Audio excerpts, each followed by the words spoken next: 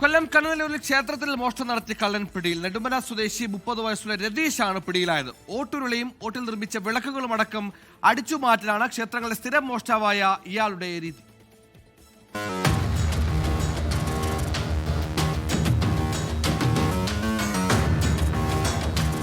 ക്ഷേത്രങ്ങൾ കേന്ദ്രീകരിച്ചാണ് മോഷണം. ഇക്കഴിഞ്ഞ ബുധനാഴ്ച പുലിയിലെ വേങ്ങനാട് ശ്രീദുർഗ ദേവീക്ഷേത്രത്തിൽ നടന്നതാണ് ഒടുവിലത്തേത്. ഉച്ചയ്ക്ക് 2 മണിക്ക് ക്ഷേത്രം പൂജാരിയും കമ്മിറ്റി അംഗങ്ങളും ഇല്ലാത്ത സമയത്തായിരുന്നു സംഭവം. ക്ഷേത്ര മതിൽക്കെട്ടിനുള്ളിൽ കയറി ഓട്ടുരുളിയും ഓടിൽ നിർമ്മിച്ച വിളക്കുകളും മറ്റ് സാമഗ്രികളും മോഷ്ടിച്ചു. തുടർന്ന് ക്ഷേത്രം ഭാരവാഹികൾ കണ്ണനല്ലൂർ പോലീസിൽ പരാതി നൽകി. CCTV ദൃശ്യങ്ങൾ കേന്ദ്രീകരിച്ച് നടത്തിയ പരിശോധനയിലാണ് കള്ളനെ പിടികൂടിയത്.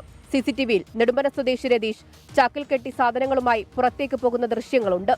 നേരത്തെയും സമാനമായ കേസുകൾ കുണ്ടറയിലും കണ്ണനല്ലൂരിലും ഇയാൾക്കെതിരെയുണ്ട്.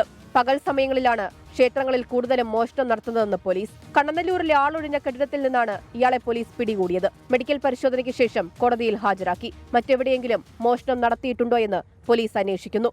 24 കൊല്ലം.